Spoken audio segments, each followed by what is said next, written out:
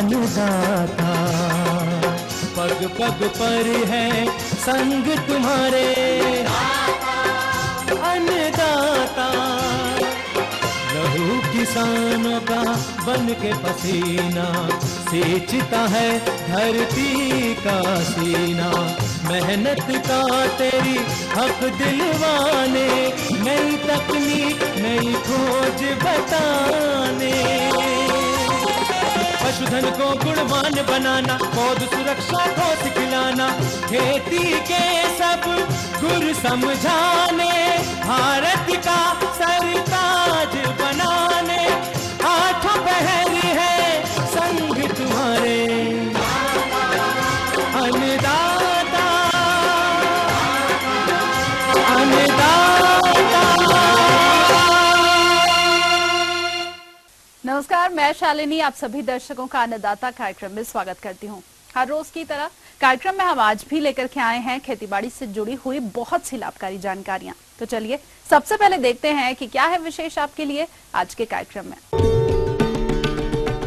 किसानों के लिए फायदेमंद है ग्लेडियोलस की खेती। अधिक मुनाफे के लिए मत्स्य पालन पर एक किसान का अनुभव। अधिक लाभ हेतु गन्ना की फसल में अंतःफसली फसलों का चयन।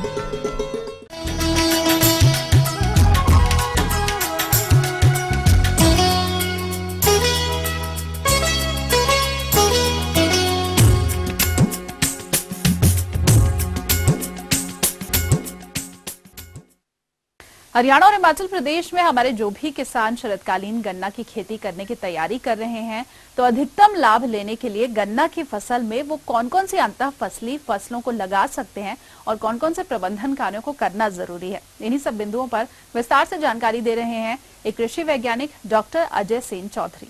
इस वर्ष ये देखा जा रहा है कि बारिश जो है बहुत कम हो रही है और बारिश कम होने की वजह से रबी की शुरुआत जो है किसान भाई जल्दी करेंगे। और रबी की शुरुआत जल्दी करने की जहाँ तक बात आती है, किसान भाई जो है पूरे इस क्षेत्र में देखा जाता है गन्ने की खेती किसान भाई खूब कर रहे हैं। लेकिन सामान्य रूप से गन्ने की खेती जो किसान भाई हमारे करते हैं उसमें देखा जाता है गन्ने की बुआई वो फरवरी और मार्च के महीने में, यहाँ तक कि जो है अप्रैल मई तक जो है किसान भाई करते हैं। शरदकालीन गन्ने की बुआई किसान भाई बिल्कुल करते नहीं।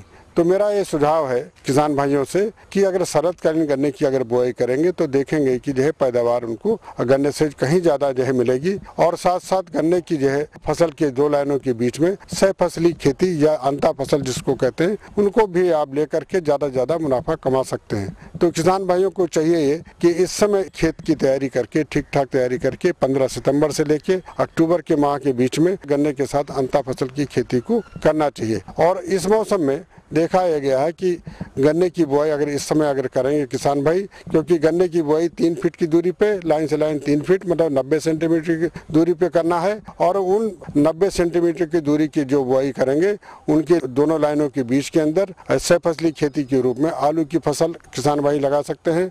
और आलू अगर नहीं लगाना चाहते हैं किसान भाई सब्जी मटर जो है लगा सकते हैं, या नहीं तो जो है सरसों की फसल भी लगा सकते हैं।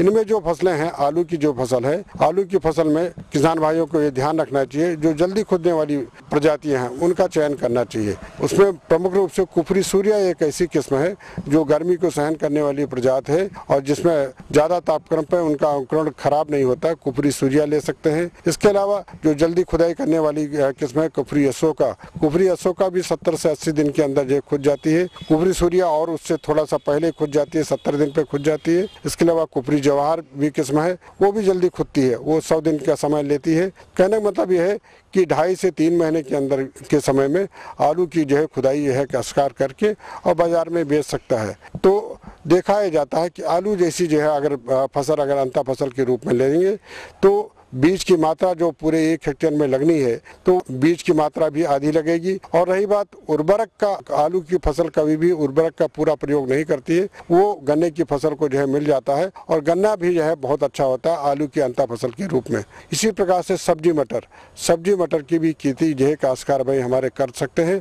सब्जी मटर में प्रमुख रूप से देखा गया है कि बहुत पुरानी किस्म है अर्किल में देखा जाता है 40-45 दिन के बाद उसमें फूल शुरू हो जाते हैं। कहने मतलब कि फलियां बहुत जल्दी जल्दी आती हैं और उसकी भी 2 बार पिकिंग करके और सामान्य रूप से देखा जाता है कि 60 दिन के ऊपर दोनों पिकिंग हो जाती है और खेत खाली हो जाता है। इसी प्रकार दूसरी प्रजाति है पंजाब अगेता 6। पंजाब अगेता 6 में भी देखा जाता है कि सब्जी मटर की जो पहली पिकिंग है बुआई के 55 दिन के बाद पहली तोड़ाई हो जाती है और फिर पहली तोड़ाई के 10 दिन के बाद ही मतलब 65 दिन पर दूसरी तोड़ाई हो जाती है और खेत पूर्णतया खाली हो जाता है। इस तरीके से ये दोनों प्रजातियां बहुत अच्छी हैं। इसके अलावा थोड़ा सा लंबे अवधि की जो प्रजातियां हैं पंत मटर 3 ये अच्छी पैदावार देने वाली है, या आजाद मटर 3 ये भी जो है अच्छी पैदावार देने वाली किस्म है। ये बुआई के 65 दिन के उपरांत पहली पिकिंग मिलती है और दूसरी पिकिंग भी 10-12 दिन के अंतराल पर जो है मिल जाती है। तो ये भी फसलें सामान्य रूप से देखा जाता है ज्यादा से ज्यादा 3 महीने के अंदर ये फसलें जो है समाप्त हो जाती है। इसी प्रकार जो है सरसों भी किसान भाई गन्ने के 2 लाइनों के बीच में 1 लाइन अगर लगाते हैं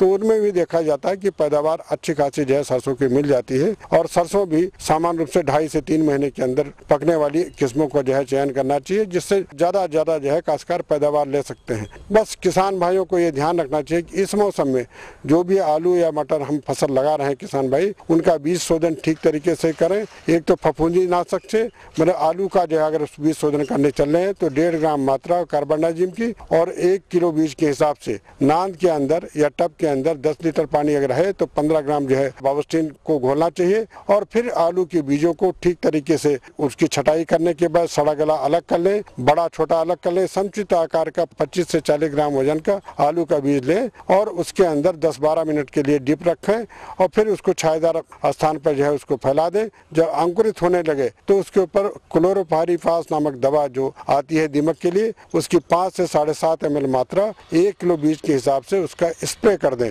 जिससे कीटनाशक का स्प्रे होने के नाते खेत के अंदर कटुआ कीट का जो प्रकोप होता है वो भी जो है कटुआ नुकसान नहीं करने पाएगा और फफूंद का भी नुकसान नहीं होने पाएगा। तो इस तरीके से बीज शोधन करके खेत में लगाना है।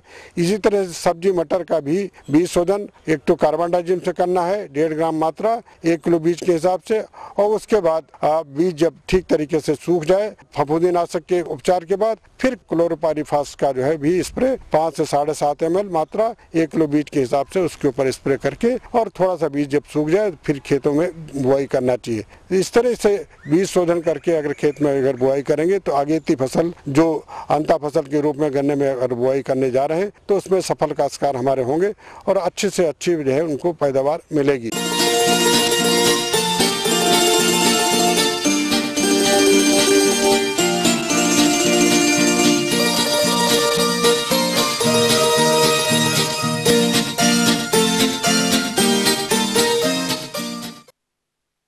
खेती के साथ साथ प्रदेश के किसान बहुत से सह व्यवसायों को अपनाए हुए हैं और मछली पालन की अगर बात की जाए तो ये किसानों के लिए लाभकारी साबित हो रहा है।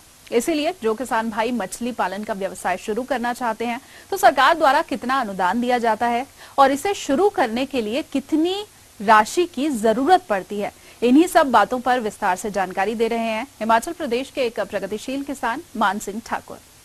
मुझे मत्स्य विभाग की ओर से एक फिश टैंक ट्रॉट दिया गया जिसकी मुझे सब्सिडी भी दी गई है और ये टैंक मैंने मार्च 2015 से स्टार्ट किया और लगभग 3-4 महीने में मैंने इसको पूरा कंप्लीट किया। मैंने डायरेक्टर मत्स्य विभाग चंबा से ये अनुरोध किया कि महोदय, मैंने जो आपके द्वारा दिया गया टैंक जो दिया था आपने वो मैंने तैयार कर लिया है लगभग 4 महीने में, तो इसमें मुझे ट्रॉट फिश की ज़रूरत है। तो उन्होंने डायरेक्टर मंडी से संपर्क किया और जो ट्रॉट फिश भूली में जो उनका चला है वहाँ संपर्क किया, लेकिन वहाँ जो है मुझे मच्छियाँ ट्रॉट फिश प्राप्त नहीं हुई है। तत्पश्चात उन्होंने हमें ये सलाह दी डायरेक्टर साहब ने कि आप जो है कुल्लू पतलीकूल में जाओ और वहाँ आपको जो है ये ट्रॉट फिश जो है प्रोवाइड की जाएगी। उसके पश्चात हम कुल्लू पतलीकूल गए और वहाँ से 500 लीटर टैंकी में उन्होंने हमें 3000 ट्रॉट फिश दी और उसके पश्चात हम वहाँ से आए और अपने क्षेत्र चांजू में पहुँचे और वहाँ से हमने सड़क से लगभग आधा घंटा नीचे जो हमने लुनेक घाट में जो टैंक बनाया हुआ है और वो मच्छियाँ रोड से लेकर के घाट तक बाल्टियों की सहायता से वहाँ जो है पहुँचाई गई। उसके पश्चात 3000 मच्छियाँ जो हैं हमने वहाँ टैंक में डाली। मत्स्य पालन भाइयों, मुझे इस टैंक के लिए मत्स्य विभाग द्वारा जो है अनुदान राशि 20,000 रुपये दी गई है और मैंने जो है अपना पैसा जो है 1,20,000 रुपये लगाया है, जिससे जो है ये टैंक जो है पूर्ण रूप से मैंने तैयार किया हुआ है। जब मैंने इस टैंक में मछलियाँ डाली कुल्लू से ला करके, तो चंबा से जो फील्ड असिस्टेंट किशोरी लाल जी हैं उन्होंने मुझे आकर के ये सलाह दी कि इसमें ज़्यादा गंद नहीं होना चाहिए और इसकी देखरेख जो है पूर्ण रूप से करनी चाहिए और जो इसमें जो पानी लगाया है तो ये पानी कम नहीं होना चाहिए, क्योंकि पानी कम होने का कारण जो है ऑक्सीजन कम हो जाती है, जिससे जो है मछलियाँ जो हैं मर भी सकती है। तो पानी जो है पूर्ण रूप से जो है होना चाहिए इसमें, और साथ ही साथ जो है इसकी जो है सफाई जो है पूर्ण रूप से करते रहना, ताकि जो है मच्छियों को कोई भी नुकसान ना हो। तो किसान भाइयों, फीड की बात करें, जो मच्छियों के लिए चारा है, इसमें सबसे पहले तो जब हमने उस टैंक में मछलियाँ डाली थी तो उसमें जो स्टार्टिंग फीड थी वो लगभग 250 ग्राम बताया था उन्होंने। 250 ग्राम से स्टार्ट करनी है और एक हफ्ता होने के पश्चात 250 ग्राम और ज़्यादा कर देनी है। तो इसके पश्चात जो है हम जो है 250 ग्राम जो है फीड जो है उसमें दे रहे हैं, 2 टाइम दे रहे हैं। और जो अभी हम फीड दे रहे हैं वो लगभग जो है 1 किलो है। तो किसान भाइयों, फीड की बात करें, जो मच्छियों के लिए चारा है, तो वहाँ की बात करें हम, तो इसमें सबसे पहले तो जब हमने उस टैंक में मछलियाँ डाली थी तो उसमें जो स्टार्टिंग फीड थी वो लगभग 250 ग्राम बताया था उन्होंने। 250 ग्राम से स्टार्ट करनी है और एक हफ्ता होने के पश्चात 250 ग्राम और ज़्यादा कर देनी है। तो इसके पश्चात जो है हम जो है 250 ग्राम जो है फीड जो है उसमें दे रहे हैं, 2 टाइम दे रहे हैं। और जो अभी हम फीड दे रहे हैं वो लगभग जो है 1 किलो है। 500 ग्राम सुबह और 500 ग्राम हम जो है शाम के टाइम मच्छियों के लिए चारा डालते हैं। तो किसान भाइयों, जो ये फीड है, ये फीड हम जो है कुल्लू पतलीकूल से ही लाते हैं। तो किसान भाइयों, हम लाभ की बात करें तो ये मच्छियाँ जो 3000 मच्छियाँ डाली है हमने, इसमें हमें बताया है कि ये लगभग 1.5 साल में तैयार होगी। इस मच्छी का रेट जो है प्रति किलो जो है 300 से लेकर 400 किलो में बिकता है। तो इसमें हमें सालाना बताया कि इसमें आपकी आमदनी कितनी होगी। लगभग हमने जो 3000 मच्छियाँ डाली है, ये है लगभग 12-15 क्विंटल मच्छियों का वेट होगा इनका सालाना। तो इसमें जो हमें काफ़ी फ़ायदा है। ये लगभग उन्होंने हमें बताया है कि ये मच्छियाँ जो जब आपकी बाज़ार में जब इनकी कीमत जाएगी तो लगभग आपको 6-7 लाख रुपए में इनकी जो है आपको कीमत मिल जाएगी। तो ये थी कुछ उपयोगी जानकारियां। अब लेंगे एक छोटा सा ब्रेक, जल्द हाजिर होंगे।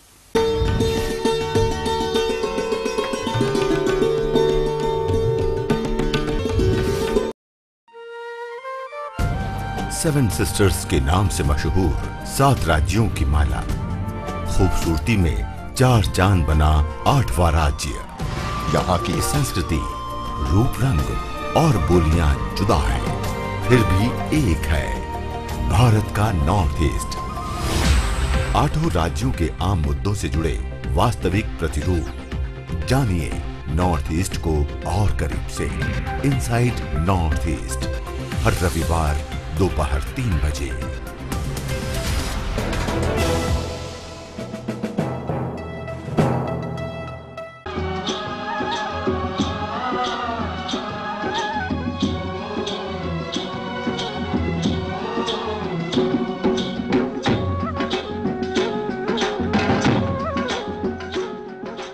ब्रेक के बाद एक बार फिर से आप सभी दर्शकों का अन्नदाता कार्यक्रम में स्वागत है। बढ़ते हैं अगली प्रस्तुति की ओर।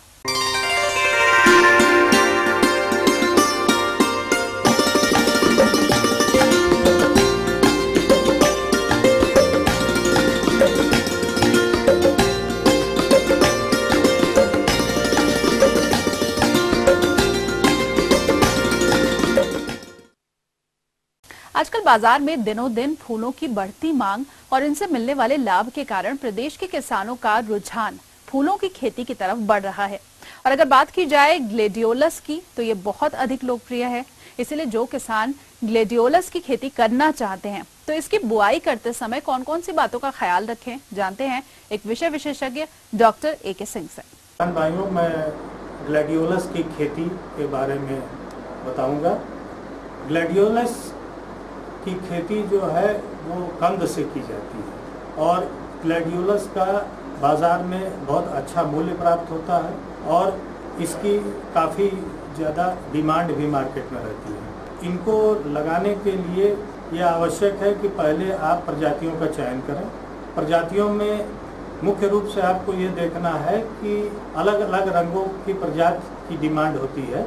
तो जैसे सफ़ेद रंग की प्रजाति है, सफ़ेद रंग की प्रजाति में आप फ्रेंडशिप ले सकते हैं, सैंकरे प्रजाति है और इसके अलावा वाइट पैसिफिक है।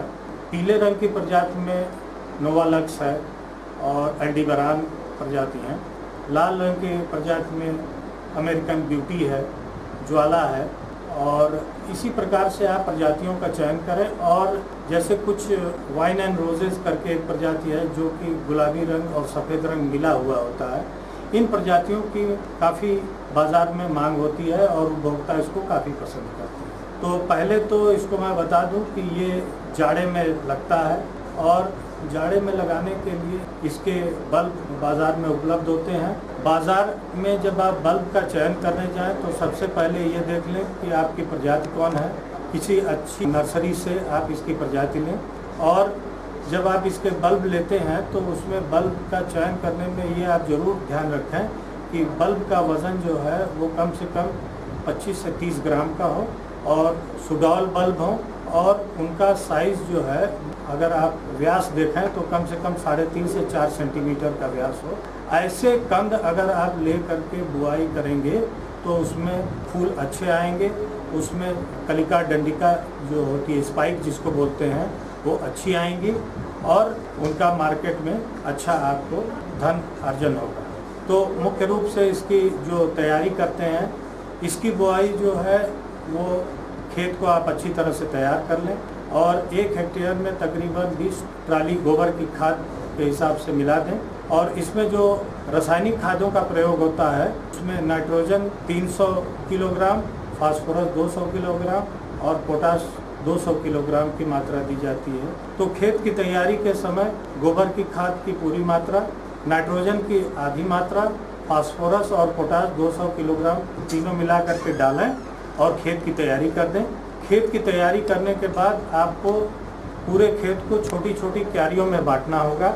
बांटने के बाद उसमें मेड़बंदी की जाती है। क्योंकि इसकी बुआई मेड़ पर की जाती है तो ये ध्यान रखें कि जो आपको मेड़ बनानी है उसकी मेड़ से मेड़ की दूरी जो है वो 40 सेंटीमीटर होंगे और कंद जो है 20 सेंटीमीटर की दूरी पर लगाए जाएंगे। तो 1 हेक्टेयर में कंद की मात्रा आपको मैं बता दूं कि करीब 1.25 लाख कंद लगते हैं और आप 40 सेंटीमीटर की दूरी पर कतार बना लें और उसमें कंद को रख करके और हल्की सी मेड़ से ढक दें और ढकने के बाद करीब 20 से 25 दिन में इसमें पूरी तरह से जमाव हो जाएगा।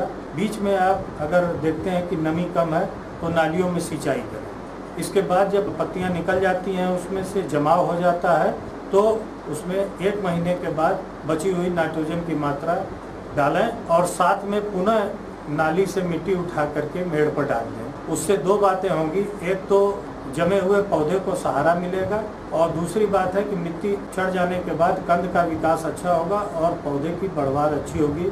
साथ में नाइट्रोजन की मात्रा उसको पूरी तरह से मिलेगी। तकरीबन 70 से 80 दिन के बाद इसमें जो है स्पाइक निकलने लगती है। स्पाइक मतलब फूल की डंडिका निकलने लगती है और जिस समय फूल की डंडिका निकलती है उस समय प्रत्येक पौधे को आपको हल्के से सरकंडे के डंडे से सहारा देना होगा और उसको हल्का सा सुतली से बांध दें जिससे कि हवा चलने पर पौधा नीचे न गिरे और 15 से 20 दिन के अंतराल पर सिंचाई करते रहें। अब जब डंडिका निकल जाती हैं तो फूल इसमें आने शुरू होते हैं। अब फूल में कटाई के संबंध में आपको जरूर एक बात का ध्यान रखना है कि जैसे आपको दूर के बाजार में कहीं भेजना है जहां 1 दिन या 2 दिन बाद पहुंचना है तो ऐसी स्थिति में जो नीचे का पहला फूल खिलता है या उसमें रंग दिखाई देने लगता है, उसी समय नीचे से डंडिका को काटें। और इन डंडिका को काटने के बाद एक बाल्टी रखें जिसमें थोड़ा पानी रखें और इन डंडिका को तुरंत उसमें डाल दें। उससे ये होगा कि उसके नीचे के सिरे जो हैं वो बंद नहीं होंगे और उनमें पानी का प्रवाह चलता रहेगा, तो आपके जो पुष्प हैं और स्पाइक हैं वो सही दशा में बने रहेंगे। तो इस तरह से 100-200 स्पाइक काटने के बाद आप उनको 100 के बंडल बना लें और फिर उसको एक पैकेजिंग शेड में ले जाते हैं, जहां पर उसको 100 के बंडल बना करके और फिर उसको कागज़ में रैप कर लेते हैं और बांधने के बाद उनको, अब पैकिंग की जहाँ तक बात आती है तो इसके लिए ये आवश्यक है कि आप उसको या तो पॉलीथीन के पतले लिफाफे रखें, उसके अंदर उसको पैक करें, या फिर अगर पास के बाज़ार में भेजना है तो अखबार के कागज़ में उसको लपेट दें। ये अखबार के कागज़ साधारण अखबार के कागज़ नहीं होंगे। इनको ज़रूरी है कि इनको पहले अखबार को लेकर के पोटेशियम परमैंगनेट का घोल बनावें और उसमें इसको डुबा दें और फिर इसको सुखा लें। और सुखाने के बाद एक एक अखबार के पन्ने में इन स्पाइक्स के बंडल को लपेटें और इसके साथ साथ इसके जो कंद होते हैं उसको भी मार्केट में आप बेच सकते हैं या अपनी अगली फसल के लिए उसको जो है रख सकते हैं। आगे और भी हैं कुछ रोचक जानकारियां, पर यहाँ पर रुकेंगे एक और कमर्शियल ब्रेक के लिए। जल्द हाजिर होंगे।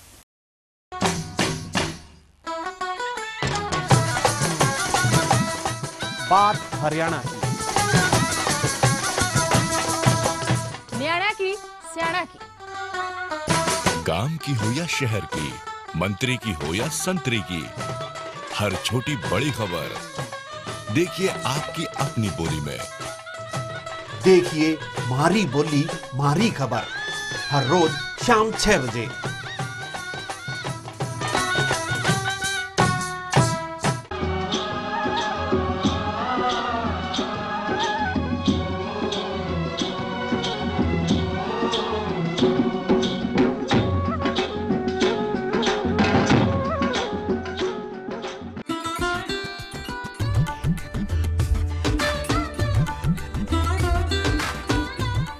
अन्नदाता हेल्पलाइन निःशुल्क फोन संपर्क सेवा के माध्यम से आपके द्वारा पूछे गए प्रश्नों में से एक या फिर 2 महत्वपूर्ण प्रश्नों को हम अपने कार्यक्रम में शामिल करते हैं और इसी के तहत आज का चयनित प्रश्न और उसका जवाब इस प्रकार है।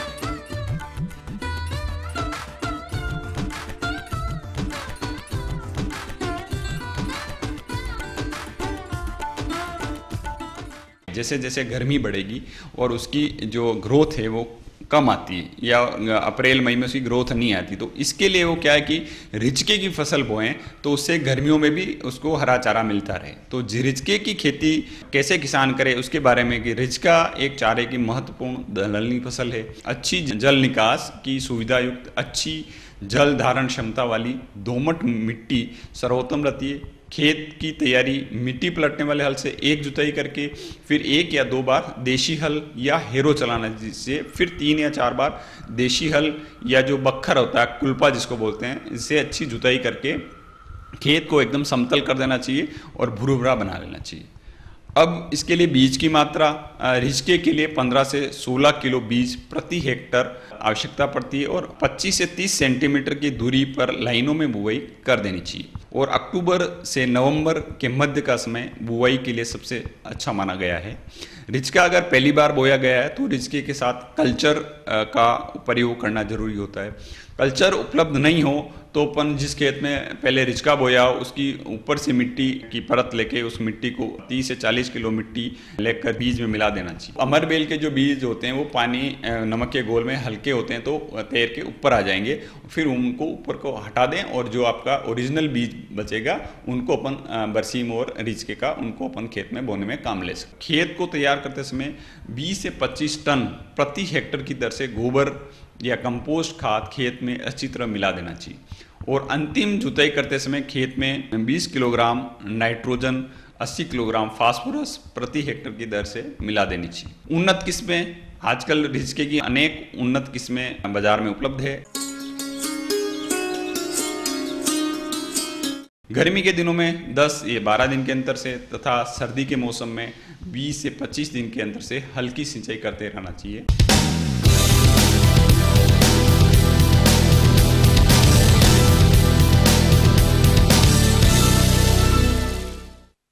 राज्य की विभिन्न मंडियों में कृषि उत्पादों के चढ़ते उतरते बाजार भाव की संक्षिप्त जानकारी इस प्रकार है।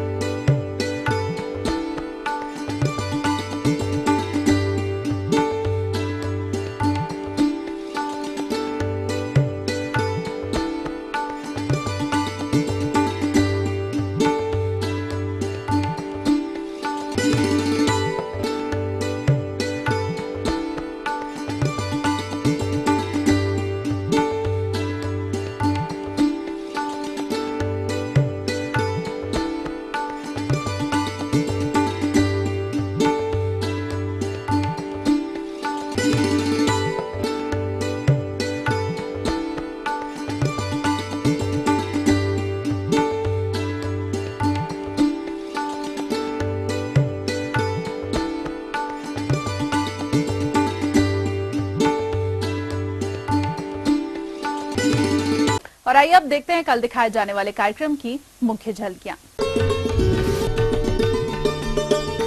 बीज खरीदते समय ध्यान रखने योग्य सावधानियां। हम ये उम्मीद करते हैं कि आज का कार्यक्रम आप सभी दर्शकों के लिए उपयोगी रहा होगा। किसान भाइयों, अन्नदाता आपकी सेवा के लिए संकल्परत है। कृषि संबंधित समस्या और सुझावों के लिए आप हमें इस पते पर संपर्क कर सकते हैं। प्रोड्यूसर अन्नदाता, ETV Haryana Himachal Pradesh, अमोजी film city, Hyderabad 501512। साथ ही आप हमें ईमेल भी कर सकते हैं। ईमेल आईडी है हमारा annadaata.hp@etv.co.in। इसके अतिरिक्त आप हमें निःशुल्क हेल्पलाइन नंबर 180010084599 पर सोमवार से शनिवार सुबह 10 से शाम 4 बजे के बीच संपर्क कर सकते हैं। तो फिलहाल अन्नदाता की पूरी टीम को दीजिए इजाजत। कल फिर से इसी समय आपसे मुलाकात होगी कृषि संबंधित कुछ और रोचक जानकारियों के साथ। नमस्कार।